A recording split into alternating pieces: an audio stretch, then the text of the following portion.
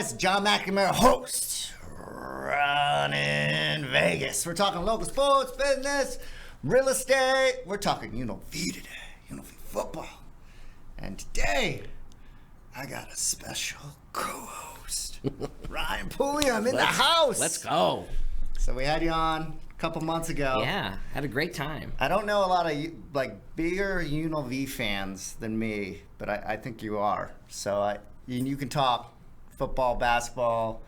So I had to have you back on because we got a big game on Saturday. I think we're about 48 hours away from kickoff now. If it's 1 o'clock.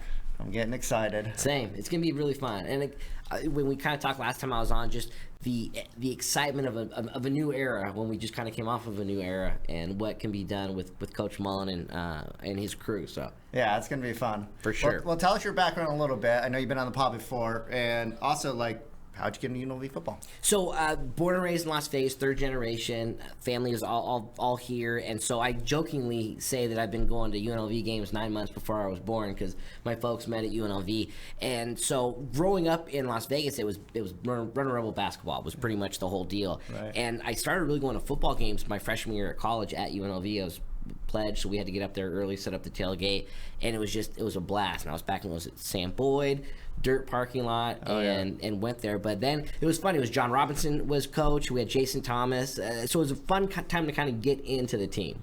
Wow. And That's cool. Been going ever history. since. I got here. I was thinking about this on the way over. I moved here September 15th, 2008. That was the year UNLV beat Arizona State at Arizona State when they were ranked. Uh-huh. So, and I wasn't a UNLV fan, whatever, but I remember reading the newspaper when we had newspapers, and I'm gonna go to a game or two. And then I went to the Thomas Mack, and I was hooked on UNLV for the last 18 years. Right. So it's kind of cool because I don't know a lot of people that can go back as far as I can. So here's a question for you guys. I was thinking this. Yeah. Who is the greatest UNLV football coach of all time? Can't say Tony Sanchez. No, I definitely won't say I know you Tony like Tony. Sanchez. He got the stadium, but So, I mean, like I said, growing up with John Robinson, it was cool to see him coach on the sidelines. What he did, went to the Las Vegas Bowl, won that, beat Arkansas. So in my view, it was John Robb, but okay. I like it. If Barry Odom would have stayed another year or two, I think we would have probably had a statue for him. Okay. What about yourself? Well, Barry Odom, but I wasn't around. I just missed that era. So, and Barry Odom's really the only one who's won, right? There was one good year with Hawk and that team. Yeah, Bobby Hauck, yeah. Yeah, but it was Barry Odom for me. Yeah. But I don't know that era, so I can't really go back and forth on this. I know they had a lot of good NFL prospects. They beat Arkansas, but that makes sense. Right, and he's a Hall of Fame coach, so it was kind of neat, and we thought that maybe this is going to be the time when UNLV becomes a football school, and obviously that didn't happen until now. Till now. Now it's real. It's real deal, man. Yeah. I mean, we're getting AP votes in the top 25. We got 6 votes in the preseason, which. What's super cool too is because we had a couple games over 40,000 people last year. Boise, the Reno game. And usually the week of, they open up the third level, and they are already open up the third level for the UCLA game. I saw that. That might break the record for a UNLV football game. It may. Home game, I should say. Right, absolutely. Yeah. Good times, man. Good times. I'm excited. Yeah, all right. absolutely. So I'm going to ask you some questions here. This episode is UNLV preview for the season. We're going to ask some hard-hitting questions. We're going to talk about the schedule. I want your opinion on each game. Wins and losses. We'll make a gentleman's bet, buy each other a beer at Allegia at the end of the year. Deal. Who gets it correct? And since you're the guest, I'll let you pick the win total first, and just to make sure we don't get it have the same, because that wouldn't make any sense. So this can be a fun pod. Sounds good. All right. So first question that everybody's been asking: who's the starting quarterback for UNLV?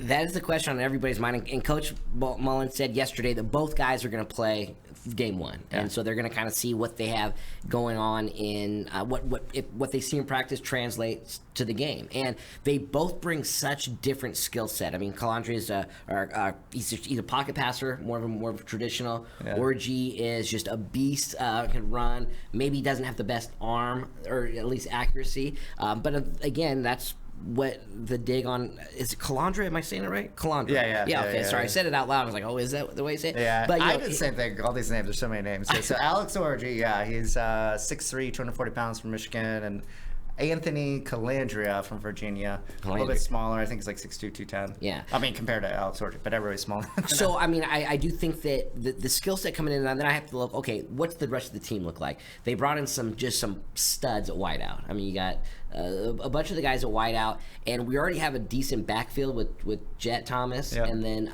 there's a kid from Utah and Penn State. So I think that, okay, maybe the running game will be set. Maybe we need a little bit more of a pocket passer, so I'm going Calandria, if I can pronounce his name right. I think he's going to get the nod after game one.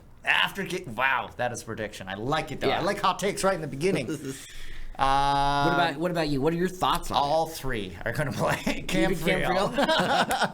They're all going to play. There's going to be injuries. They're going to be. That's my opinion. I think that's what I said to you last time, but. Yeah, it's super interesting. It kind of reminds me of last year a lot, where Sluka is kind of Orji is a better athlete than Sluka, but just can run the ball. I think Alex has a bigger arm, but he lacks accuracy, like you just brought up. But he's he's not Tim Tebow, but a very similar kind of mold, or maybe like an Anthony Richardson type, where he's big, he's physical. And I don't know if you ever watched tape on this. The guy is fast. He legitimate probably runs under a 4.5, and he's a quarterback. And then Anthony kind of reminds me of last year with Haj Malik. Can kind of do it. He's athletic, but can throw the ball. Kind of best of both worlds. You know, he's not going to be as physical as like a Sluka and Orji. So I see them kind of both playing. I think it's like, I guess whoever kind of hits the ground running, so to speak, and stays healthy. But I should make a hot take here. I'm going to go against you. I'm going to go, because everybody's been saying Anthony lately, I'm going to go Alex Orji, and at least to like kind of start off. But I kind of feel like Anthony's going to like get it down the road. Kind of like last year. Hopefully we don't have NIL issues this year. Hopefully it doesn't end up exactly like last year. But that is one of the nice things. I mean, hopefully nobody will get any injuries whatsoever. Hopefully no NILs. But when you have somebody, it is going to be tough to keep Orji off the field. I mean, the guy's a specimen. He's a beast. And so it's going to be tough to keep him off the field. And who knows if it's just going to be more so of the situational plays, but you want to have one guy. You want to have a quarterback, because if you have two quarterbacks, you don't have any. So, but I trust coach, and I know they'll make the right decision. I think I lean Alex in the beginning just because, and there's no depth chart. It's been driving me nuts, and I think there's like a rule week zero. You don't have to release a depth chart. But I so badly, and I don't think he would have named like the starter, but I think he would have had them both as starters, like what they always do the first game of the year. But I kind of wanted to see the whole depth chart to kind of see. So we're kind of going into this, unless you're at spring camp, like, we don't really have, we know the two deep, but we don't necessarily know where guys fit. But the reason I lean Alex, at least in the beginning, because passing tends to be a little bit more difficult. So that might take a little bit more time to ramp up, where I do feel until basically the UCLA game, they can ground and pound it and win games. Yeah, very true. And so that's kind of like my thought process. No, makes perfect sense. And I don't think there's a wrong decision. And that's what a beautiful choice to have, right? Right. Can you remember the last time when we actually had like three? I'm excited about them all. Like I don't want Cam to be the guy, but if worst case scenario he's our guy, that is a good third quarterback. So, yeah, I'm excited. We have a lot of depth throughout, but at QB, it's easily the most talent that I've seen. Absolutely. Okay. Yeah, for sure. All right, number next. Okay, so what is your expectations for the UNLV Rebels this season?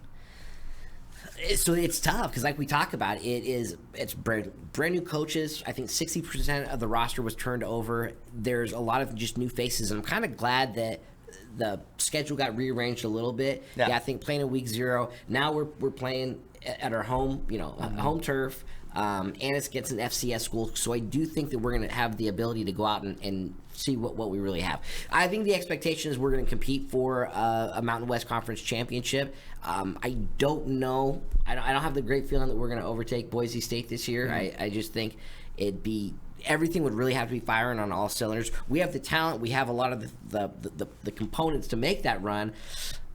just with their longevity and their continued success, it just might be tough to overtake them. So I'm thinking that we're going to compete for Mountain West Championship, lose to Boise State, and then go to a decent bowl game. Okay, well, don't give all your. We're gonna go through that. Right. I think you just said they're going 11-1. Yeah. So, and I love the point because I didn't put this in my notes, but great point. I love that the schedule got moved up for Idaho State because it's Sam Houston. I guess has lost some talent this year, but to be on the road, first game at Sam Houston, there was to me there was a little like we could lose that. 100%. So now I feel so much more confident that we get a game, especially in Allegiant, and we get to play. Because now I'm feeling way more confident for the Sam Houston game, and then going into Allegiant for UCLA, the third game of the season. They should have most of the jitters out. Obviously, UCLA is going to be the big game of the year, right? And the Boise game. But I agree. I think that was actually huge for UNLV because this is a new coach. The players understand. Everybody's understanding it. We need as much time as possible because we don't know when all cylinders are going to be running, if that's game 2 or if that's game 10. Exactly. You know? We have a lot of known unknowns, I guess, about the season right now. For sure. But again, some bright spots, and then coming off of last season, obviously, the city's going to want to have that continue on. So I think there's a little bit more pressure at the beginning of the season this year than there was in seasons past. For sure. So how would you compare the team this year versus last year? I mean, I think so. The team last year with, again, we kind of had the Sluka kid coming in. We didn't really know a whole lot about him. I think from Holy Cross. From Holy Cross. So the quarterback situation was very similar, but we had Ricky White coming back. We had Jet coming back. There was a little bit more like, okay, we know we have some offensive weapons. Here we have weapons. They look great on paper. It's just, are they going to gel? So I think, last year it was more of could we do it again? And then this year it's like, well, we better... Now we set the bar and we better do it again. So I think that there's a lot more pressure this year for the team to come out and play than there was last year because you never know. Like you said with Bobby Houck, the 1 year could have just been a fluke and then you come back out and you don't win again. Right. Could have very well happened with Odom last year too, but they continue to build on that success. And so now it's like, okay, is this what we're used to? And we know that Las Vegas loves a winner, so... For sure. Yeah, absolutely. Yeah, I think, last year there was a lot of cohesiveness to that team because they had a second year with each other. Mm-hmm. Barry did a really good job of overhauling the roster. And this offseason, I think Dan has brought in 55 kids with transfers and freshmen. So I like he has a similar approach to Barry, but I do think the talent level has gone up a little bit. But again, kind of like you're saying, is it may take us about a year to kind of figure it all out, and year 2 is probably when we're going to see everything running like kind of, full speed, so to speak. Right, and I think I'm hoping that the city gives them a chance, gives the kids a chance that it is new. But folks don't follow UNLV football as closely as maybe a lot of us do, and when there is that expectation of like, oh, they're a winner now, they're a good program, we're getting recruits, we're getting, Mullen's a star coach. I hope people give him a little bit of an opportunity and give him some grace at the very least. That's a good point you bring up too, because I have Raider tickets and I just sell them all and I go to like UNLV games. And honestly, I like the atmosphere of college football more, and I love the atmosphere at Allegiant. And you get to see a lot. Like I get to see you, other friends down there. It's kind of more localized, which is nice. And then the tickets are cheaper, a lot cheaper. I wouldn't say they're cheap anymore, but they've gone up a little bit. But you can have a great time as a family or friends, whatever. And it's that, because the one thing with the Raiders is like it is packed every game. A lot of out-of-towners coming in. So I feel like to me it's a little bit more fun of experience, and also you don't buy a beer for $20. It's a little bit more reasonable. So you get the exact same. I mean, right now one could argue that you're watching a better product on the field. Yeah, for about a third of the cost. Good, but now we got Genty, so that's true. All right, so what do you think are the biggest strengths and weaknesses on both sides of the ball? So strengths, I think offensively we reloaded. I believe. I mean, I think a lot of the talent that came in with both quarterbacks we talked about, again, we're stacked wide out. You got JoJo, Earl. JoJo Earl, and then the other two kids is like Troy and Coy. That was the thing. It was Troy and Coy, and then JoJo. Yep. Really studs on that side. Jet Thomas, I think, is a fantastic running back, and if the offensive line can make a hole for him, I think I'm really excited for the offensive power on that side of the ball. Defense, I think, is a little bit more of a question. Obviously, changing the defensive coordinator the way we did earlier this year under the kind of interesting circumstances. have the interim DC right now, and we weren't. Former NFL DC, former NFL DC. Very, very true. And we were kind of weak, at the defensive back position. We got Jake Pope from coming in. That's a good one, but that might take a little bit of time. But if you're giving up a lot of points, you have to be able to score a lot of points. And I think right now, I feel that the offensive power on that side of the ball will make up that if we're a little slow to react on the defensive end of the side of the ball. Yeah, I agree with you a lot. So, I think the running game's going to be great. They brought in I always look at offensive defense line first, and on the offensive side of the ball, they've done a really good job of building up the offensive line, getting it too deep. We should be able to run, and Jet Thomas obviously is awesome, but they've brought in, like you brought up as well, some really good young running backs as well. So I think we're going to be able to run it, athletic quarterbacks. So that will definitely be the strength of the team. We'll see how fast that passing game go. We're probably going to see a lot of RPOs, play actions, which will open up because we have big receivers. And I'm curious, here's another thing too. And you saw all the guys I was going to talk about, so I'm glad. The one thing I know is because JoJo Earl is the big kid, right? He was the slot guy from, I think, Bama that transferred. Mm-hmm. But the guy that showed up at Media Day was D'Angelo Irvin. Yes, that is interesting. Yeah, so they're competing at the same spot, so I'm a little like, who's the starting slot? And that was the first thing I was looking at the depth chart. So I'm going to be on the lookout as soon as they take the field. Who are the receivers lined up? I think Troy's for sure, but JoJo and D'Angelo, would they have two slots? Maybe push JoJo to flanker? I don't know, but and with that move some things around. So you never know. So I thought that was interesting. On the defense side of the ball too, they overhauled the secondary. They brought in like 10 players. So I actually think that's going to be the strength of our defense. And linebackers are always good. They restacked at that position. Yeah, I think McStuffy's back, which I thought was McStuffy. I love that. I never heard that before. McDuffie, and then the defensive line is definitely. They brought in they have some big boys. They're gonna be big on that side of the ball. Oh, for sure.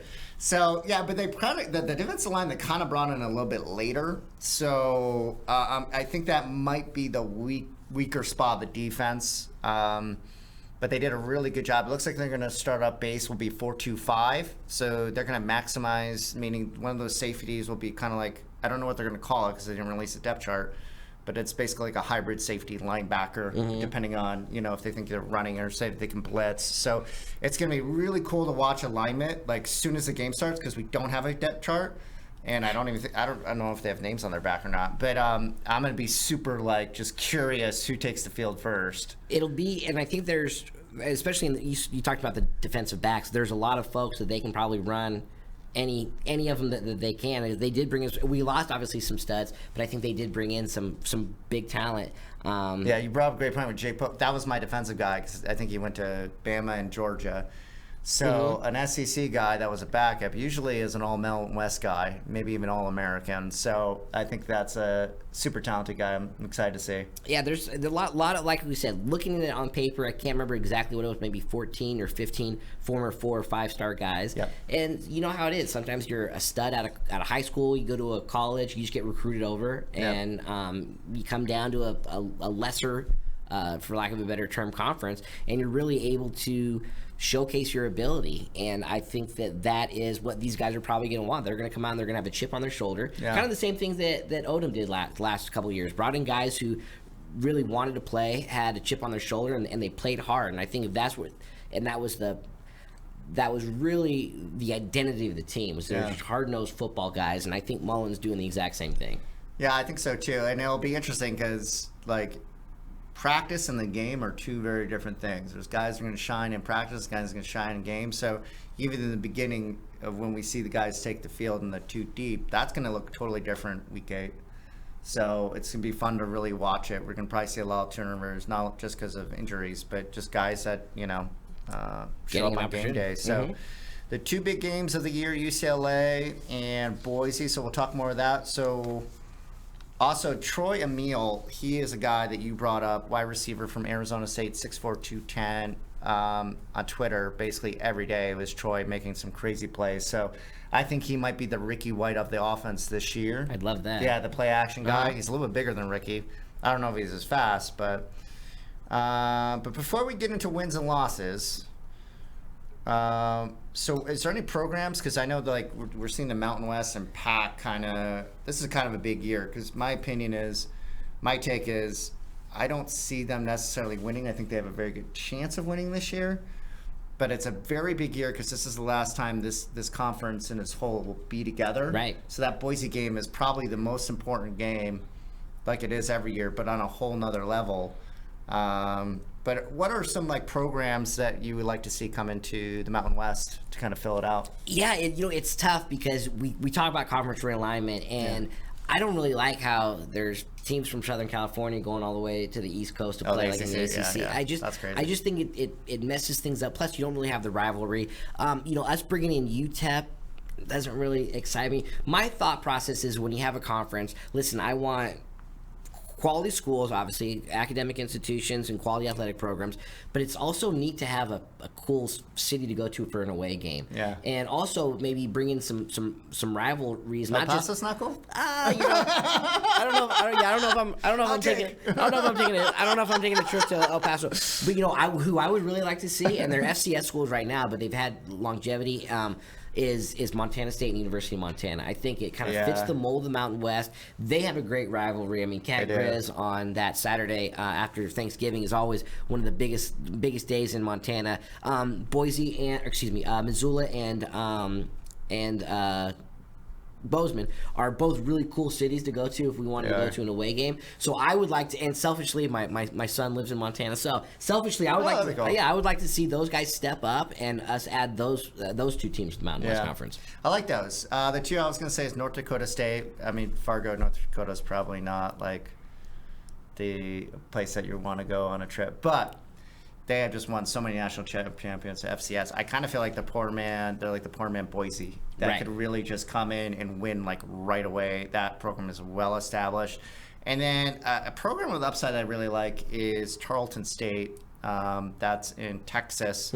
They have a brand new basketball facility. They have, I think, over 20,000 fans go to football games. So they have a lot of money. They're in the A&M program, so they come with a lot of money. Gotcha. Kind of they haven't won a lot yet because they just joined FCS a couple of years ago. But I could see them maybe joining in the next year because of the upside of them. And then it'll be cool when UC Davis upgrades their stadium because I'm pretty sure they brought them on for Olympic sports. They have great academics, but they have a good football program. They upgrade that football that could bring us back into Northern California with San Jose State. So yeah, it's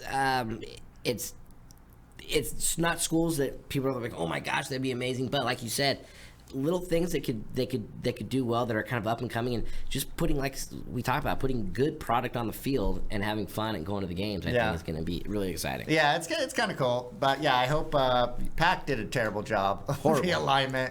I'm pretty sure the story is they offered UNLV a partial share, and that's what kind of broke everything down. UNLV said nope and took all the money. So, what's your opinion on that? Because at first when it happened, I'm like, I can't believe UNLV did not get invited. Like in the beginning, I'm like, this is nuts to me. But I'm also a homer like you. And I was like, well, we'll get invited later on. But now I'm like, screw the Pac. And I think fans are like 60-40 on this. Right. But now I'm like, it financially makes so much more sense to go to the Pac and pay $30-40 million to leave. And right now, there's only one way to get into the college football playoffs. So if you have 11 wins, you play in the MAC, the Pac, the Mountain West, the ACC. Everybody has one shot, and it's if you get 11 wins or more, and they're in.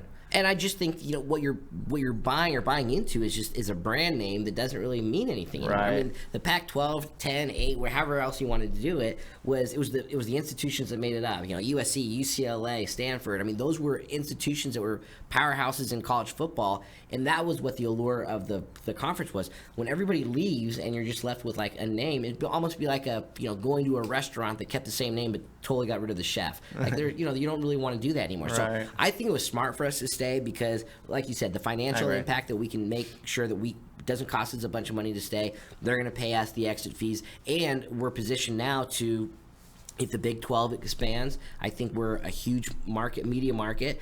If with what Eric Harper's done with both our football and basketball coach, I think the program's going to be elevated, and we're going to be one of those intriguing schools for us to bring them in. So I say I'm good staying. Big 12 down the road. Shout out to Harper bringing in these coaches. It's been incredibly impressive. I hope more people on Harper like Harper now. I don't know why they didn't like him. I think everybody should like him after Barry Odom. Absolutely. But now I think Dan Mullen, the new basketball coach, he's doing a good job. Absolutely. So I think we can all agree on that. Okay, let's get in wins and losses. Let's go. Game 1, Idaho State. What do you got? Idaho State, I think we're going to win that one. FCS school, definitely going to, I think a lot of scoring. I think the over-under 64, so I think they're going to expect a lot of points. I think we win this one. Maybe even don't cover the spread, but I think we'll definitely get a W. I do too. I think that's an easy one. It's going to be fun for the first game of the year. At Sam Houston. First away game of the year. Who do you got? I got us winning that one as well. Okay. I just think that we're a better program, and first game jitters out of the way, we go there, we take care of business. Yeah, I think so too. Yeah, I talked about this a little bit before. I was a little worried that being our first game because Sam Houston, a lot of people don't know about that program, but they did win a FCS championship not too long ago. They've moved up to Conference USA. I think they won a ton of games last year. They're a very underrated program. I believe. I think they had a coaching switch, or their talent has kind of moved down a little bit. But either way, I think it's a win. Great that we got the Idaho State game first. Kind of get the first game. I just hope it's not a look-ahead game though, where everybody's so excited for UCLA that we take the eye off the ball. Same. Only thing that could be there. Yeah. UCLA game number 3. At Allegiant Stadium. At Allegiant, I know this is going to go against a lot of people. I think we lose the game. Don't say it. I know. I think we lose. It's going to be close, but I don't. For some reason, I just think that that's the game where we're going to maybe stumble a little bit. And I hope I'm wrong. I hope you're wrong too. Yeah. And I hope I'm wrong, because I'm picking UCLA. I think we have a chance. I think actually we have a really good chance in this game. So if we win the turnover battle, could totally see a win out of this. But I would say it's like 60-40 UCLA. They have a talent squad. They have a hyped-up quarterback from Tennessee. That whole freaking thing that went on in the offseason. Won't dive into that. But obviously a Big Ten school, it's just it's a different level. It's not Big 12. It's SEC and Big Ten. Those teams, the mediocre teams there, they have elite talent on there. The coaching, Foster, I don't know if that's the guy for their future. I like that they hired a guy that went there and everything, but I say it's a loss too. Okay. At Miami of Ohio. Oh, Miami. I say we win that game. I think that's going to be our bounce back game. We're going to be upset that we're, maybe didn't pull out UCLA that we wanted to. I say we beat the Redbirds up there. I think we go there and we win. Yeah. This is a kind of a little bit of a scary game for me because we got to go across the country. It's a away game. I think this is a very underrated MAC program that's won over the years, recruits well. I think we pull out the win, but I would not be shocked if we actually lose this game. So, and I think I'm kind of the opposite of the Sam Houston game. I'm a little bit worried about the UCLA game. They put everything out for that, and then they come in a little empty going into the Miami of Ohio game. That's a great point. So we'll see on that one. Then we got at Wyoming. At Wyoming, Laramie's always a tough place to play, depending on the weather. I think it's gonna be a close one, but I think we do come out with a win on that on that game. I got a win too. They're kind of rebuilding right now. They got their quarterback back, but I say it's a win as well. And at Wyoming is always tough, so that was one to watch too. Air Force at home. Air Force is tough. I mean, the offense they run is just that triple option. It's tough to play against. And again, we have new guys coming in, and you can see it on film, you can see what think, but once you're up against it, it's something that always kind of takes people a little off guard. So I think we win, but it's going to be closer than people think. Yeah, I say win too, because I think we're going to be way more athletic this year. We should be able to stop the run. Weird though, because Troy Calhoun, I mean, that guy has been coaching there forever. And last year they were terrible, but I mean, before that they had 8 to 10 wins every single year. Yeah. So we'll see if they get that. That's a question mark for me, because if they get that back to an 8 to 10 win team, that could be a very interesting game. But I don't have a read on that one. Either way, I pick a win as well. And then at Boise State. Yeah, at Boise State again. As I said before, I just don't think this is our year. Unfortunately, this is gonna be our last opportunity to play on the Smurf turf. We just don't have it quite yet. So I think that's a loss. Yeah, I got lost too. I think actually that will be our hardest game of the year. I think it's probably the biggest game in UNLV history because this is the last year we can beat Boise in the Mountain West. We'll see if they keep I don't even know if you call it a rivalry, but keep that going on later on. That'd be great to see UNLV Boise State played. There is some talk between the Pac and Mountain West, like continuing either rivals. We'd probably play San Diego State or something like that. But we'll see how that goes. I have it a loss too. Well, hopefully the injury bug hits Boise State. I don't actually wish that on anybody. I want that full team going in. But, yeah, I have it a loss too. I think it's going to be really tough at Boise. Next team, New Mexico. New Mexico, I think that's a win. That's a favorable matchup for us. I got it too. They're rebuilding too. I actually think we crushed them. We're at home. At Colorado State. I think, if we're rocking and rolling at Colorado State, we're going to win. Great stadium. I'm excited to go there. I don't think that we've... Are you going again? We're planning on going, yeah. So I think it's going to be exciting. We'll see. That's a cool stadium. Yeah. All right. First time on the pod. I have a loss for UNLV. This is where we disagree. Yeah, they got their quarterback back. It's at Colorado State. We'll see though. I mean, that they have a lot of people don't like that coach. The guy from originally from Reno. Yeah. I think he's actually a really Norvell. Took me a minute to think about that, but I think he's actually a really good coach. They're going to the Pac next year. I just kind of feel like I see us winning 11 games this year, but I think it's going to be closer to the 8 versus because they're still going to be figuring things out. I agree. So, okay. Utah State. I think we win. I think we can control that game, and we win. I think we beat them pretty good. They're rebuilding too. I know they got Mendenhall. He's a good culture guy, but they're rebuilding right now. I think we win that pretty flat out. Hawaii at home. Hawaii at home's always going to be tough. I mean, that's for the battle for the Ninth Island, the Golden Pineapple. Their freshman quarterback is legit. And where is he from? He's from. Where is he from?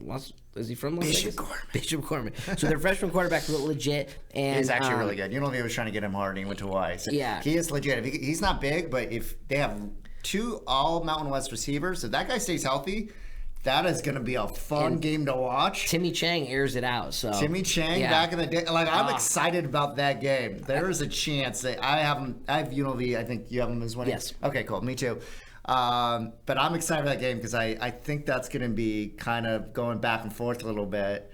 That's going to be a fun one. I think that's going to be a fun one. And I love the rivalry too. Yeah, for sure. Because all the Hawaii fans come out. Oh. It's almost like a neutral game sometimes for the Hawaii game. So I'm excited about it. Okay, at Reno. The city that shall not be named, that city up north, we're going to win at Reno just because we're so much better than Reno at everything. I wasn't sure you were wearing the blue today. I got a little worried when you came in here. I thought about that. Is he going to pull the Reno win at the end of this? No way. All right, so I have 9 wins. You have 10 wins. Whoever wins buys each other a beer at the Thomas and Mack sometime. Sounds like it. All right, cool. I like it so much. All right, guys, this is Run in Vegas. Thank you for being on, Ryan. Appreciate you. You see this guy, buy him a beer at Allegiant or Thomas and Mack. Guys, take care of yourselves today.